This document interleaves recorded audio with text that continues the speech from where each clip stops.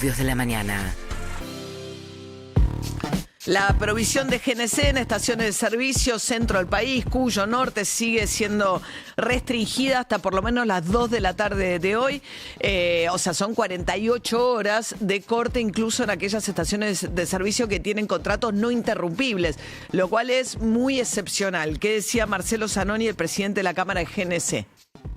Cuando vos cortas GNC, estás cortando parte del transporte que funciona GNC, parte también de la salud, las ambulancias que funcionan a GNC y transportistas medianos que utilizan este combustible y que en el 60% de los casos no mantienen el vehículo en funcionamiento de nafta.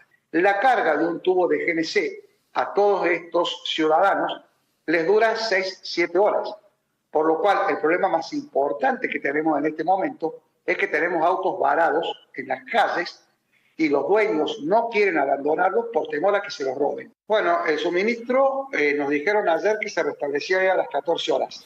A las 13 horas de hoy nos volvieron a mandar el mismo mail diciendo que se prorrogaba hasta el día de mañana. Pero yo no descarto que se prorrogue 24 horas más. Bueno, no descarto que se prorrogue 24 horas más. Hay toda una sucesión, ¿no?, de quién le echa la responsabilidad a quién, ¿no? Camusi, Mar del Plata, la peor parte se la llevaron los marplatenses, sí, porque ahí llegó a no haber gas suficiente para hogares. En realidad acá cortaron en estaciones de servicio y en industrias para evitar cortar en hogares o interrumpir en hogares una vez que baja mucho la presión. Puede ser, claro, o sea, si es la... Baja automáticamente. Cuando baja la presión del caño del gas que lleva el fluido a los hogares, si baja la presión, baja automáticamente. El problema de eso es que la reconexión la tiene que hacer la empresa, tiene que ir casa por casa. Hay toda una discusión acerca de qué impacto tuvo la suspensión de algunas obras de infraestructura, qué está pasando con la extensión del gasoducto que era Néstor Kirchner, que ahora se llama Perito Moreno, que es el que viene desde Vaca Muerta. Es curioso que un país que tiene producción de sobra, en teoría, o por lo menos en los papeles, ¿no?, de gas a partir del yacimiento de Vaca Muerta, esté teniendo este tipo de problemas, ¿no? Mientras tanto, hablando de YPF, Axel Kicillof le preguntó a Alejandro Berkovich en Radio Con Vos por el tema de los esquenazis, pues se habla mucho de, bueno, él había hecho hincapié en que Repsol, la privatización con los españoles fue un desastre, que se obligó a expropiar y que la expropiación hizo que pudiera existir el desarrollo de Vaca Muerta, pero en el medio había metido por la ventana a Néstor Kirchner a los esquenazis, que no tenían ninguna experiencia en el mundo petrolero y que además tenían un sistema que terminó siendo ruinoso para YPF porque Repsol le tenía, digamos, de los propios dividendos le iba pagando la deuda que había contraído el grupo Petersen para entrar en Repsol. Y después vino la quiebra y de la quiebra la compró el fondo Burford, que es este grupo de abogados, que después fue a Nueva York y ganó el juicio que ganó, del cual cobrarían de vuelta además los Petersen en caso de que, bueno, la sentencia se ejecute. Entonces a Kicillof le preguntó a Leberco por el tema de los esquenazis. Evidentemente el efecto sobre la actividad de la compañía, sobre las decisiones de YPF, no fue bueno. El efecto no fue bueno. La presencia de los esquenazis no revirtieron lo que venía. Yo lo mostré en los gráficos, incluso creo que los esquenazis ingresan en 2007 y YPF venía siendo manejada por Repsol desde el 99, desde 8 años antes, con exactamente la misma actitud. No se revirtió de ahí a 2011. En esos, creo que el control del 25 lo consiguen en 2009. Después podemos discutir cada una de las gestiones, todo. Lo cierto es, podemos discutir qué sirvió, qué no sirvió. Lo cierto es que se toma una decisión trascendental que marca un comienzo de un nuevo capítulo y donde los esquenazis van a la quiebra. Y quien vende el juicio me parece que es el síndico de la quiebra. Bueno, el 25 es el 25%. Cuando lo mete por la ventana Néstor Kirchner eran los que tenían el Banco de Santa Cruz en ese momento. Lo que pasa es que fue muy curioso porque no tenían ningún vínculo con el mundo petrolero ni plata suficiente como para entrar en esa operación. Bueno, mientras tanto, el kirchnerismo, después de que detuvieran a una dirigente de Quilmes, donde gobierna, la intendenta es Mayra Mendoza de la Cámpora, y antes a una funcionaria justamente del del gobierno de Kicillof, ligadas a 7 detenciones a lo que fue el episodio en el cual le tiraron bolsas de bosta en la puerta de la casa a José Luis Espert. A partir de ahí vino una denuncia. No se conoce bien el tipo legal, yo por lo menos no me queda claro sobre el cual está actuando Arroyo Salgado, porque la discusión es que los kirchneristas están diciendo, bueno, es en el peor de los casos, es una contravención, no es un delito al que le puedas utilizar figuras del Código Penal como para tener detenidas a 7 personas. Una de ellas está detenida hace más de una semana en Ezeiza, incomunicada, digamos, ¿no? Con prisión preventiva. Entonces venían discutiendo la severidad que está aplicando. Arroyo Salgado es la jueza federal de San Isidro, que es viuda de Nisman, ¿no? Entonces también sospechan que hay animosidad de parte de la jueza con el kirchnerismo. Nosotros intentamos hablar con Arroyo Salgado, pero nos dijo que la causa está en secreto de sumario y que esa es la razón por la cual no está dando información. A ver, el abogado de Eva Mieri se llama Rodrigo Basalo. Eva Mieri es la concejala de Quilmes que está detenida. ¿Qué decía el abogado? La situación de Eva es que está detenida incomunicada en una comisaría. Respecto de los hechos, estamos esperando que preste su declaración indagatoria, que seguramente va a ser el día de hoy, a lo cual en ese momento nos van a referir los hechos, los medios de prueba y su situación procesal respecto a su libertad. No pudimos leer el expediente, estamos esperando que le tomen la declaración indagatoria en ese momento procesal, ese momento en el cual le van a decir qué hechos le imputan, la calificación legal y la prueba que tienen en su contra. Bien, mientras tanto, este episodio había sido el que terminó con escándalo en la Cámara de Diputados, la última vez que sesionaron, porque un grupo de diputadas de Unión por la Patria fueron a increpar a Espert diciéndole que está usando a la justicia para hacer persecución. Fernando Iglesias es diputado del PRO, en realidad ya más libertario que otra cosa, ¿no? Dijo lo siguiente. Tiene que haber una justicia que funcione y que no permita estas cosas, y que, en mi opinión, también esto merece una sanción por parte de la Cámara de Diputados. Pero bueno, eso lo iremos decidiendo. Yo obviamente ¿lo vas a pedir vos, que sancionen a estas diputadas? Sí, de oficio, está claro, está en manos de... después el gran problema es que todo esto en la Cámara tenés que votar, ¿no? Y en los votos casi nunca llegás.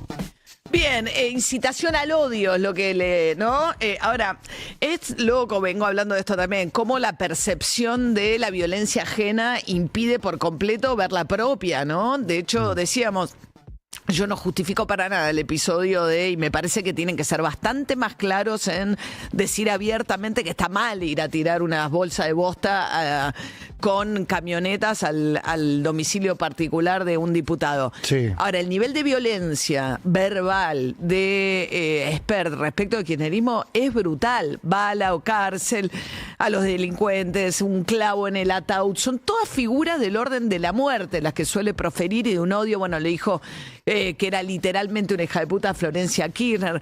En ese sentido, Fernando Iglesias decía que la violencia siempre es peronista. Escúchenlo. Porque siempre dicen la política y los políticos y no sé qué. No, es el peronismo, muchachos, es el peronismo. No hay una triple A, no hubo una triple A del PRO, no hubo montoneros radicales, no hubo... la Libertad Avanza no tiene una patota sindical como la de Moyano. La violencia política en la Argentina, gracias a desaparecido como tal el partido militar, hoy es monopolio exclusivo del peronismo.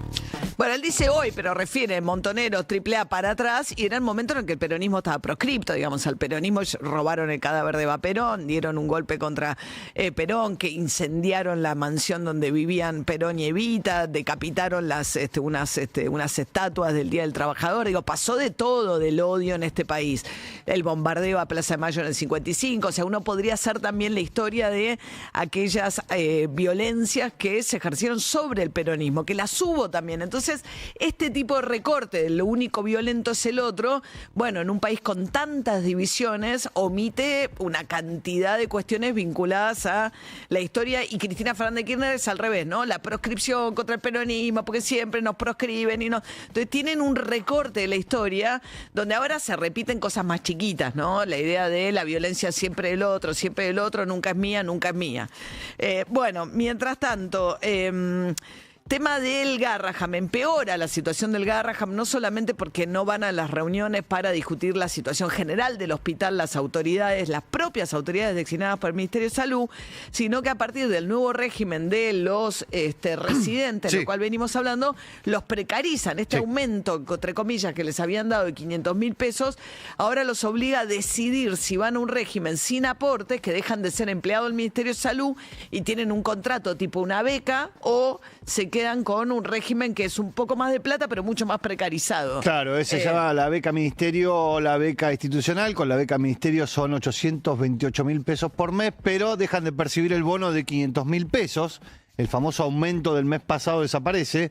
Y la institucional son 998.000 pesos, pero pierden la antigüedad, los aportes jubilatorios, el aguinaldo, la obra social, y el bono podría cobrarse, pero solo si el hospital lo decide.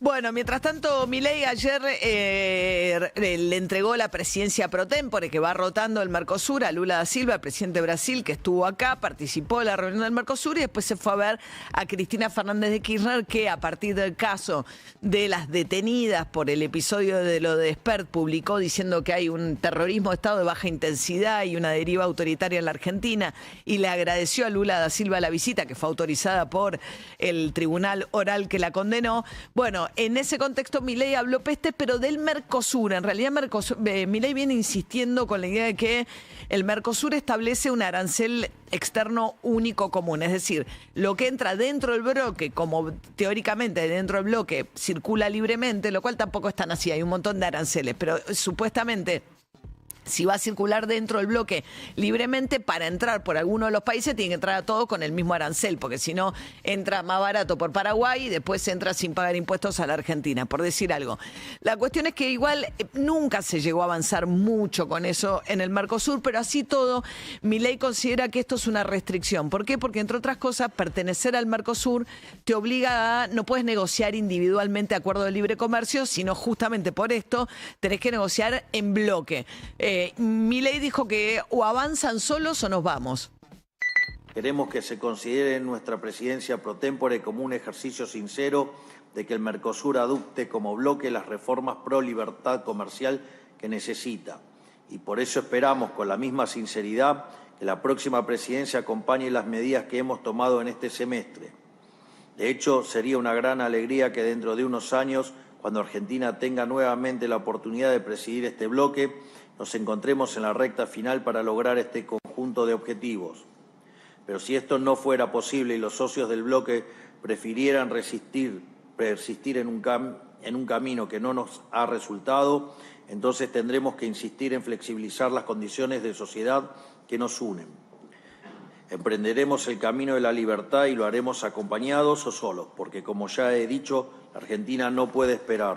Lo hacemos acompañados o solos, dijo Milei, mientras que el discurso de Lula fue la contracara, porque lo que decía Lula es el gran momento en el que todos nos vienen a buscar, porque todos quieren, dada el conflicto mundial de Estados Unidos por el tema de aranceles con un montón de países, muchos quieren acercarse al Mercosur, decía Lula, particularmente, bueno, está pendiente la discusión del acuerdo con la Unión Europea, que decía Lula en un contrapunto respecto del Mercosur fuerte con Milei. Toda Sudamérica se ha convertido en un área de libre comercio basada en reglas claras y equilibradas. Estar en el Mercosur nos protege. Nuestro arancel externo común nos blinda contra guerras comerciales ajenas. La robustez de nuestra institucionalidad nos acredita ante el mundo como socios confiables. No es casualidad que un número cada vez mayor de países y bloques estén interesados en acercarse a nosotros. He constatado ese interés personalmente en los contactos. Es muy fuerte el contrapunto, porque Milei dice nos condiciona, nos perjudica el Mercosur, no nos deja comerciar libremente y por eso nos perjudica. Y Lula dice, estamos fenómenos, estamos en un momento en el que el mundo nos está viniendo a buscar y es muy fuerte y muy valorable que en este momento nos encuentre juntos en el Mercosur, ¿no? 7:16 de la mañana. Needles and Pins de Ramones.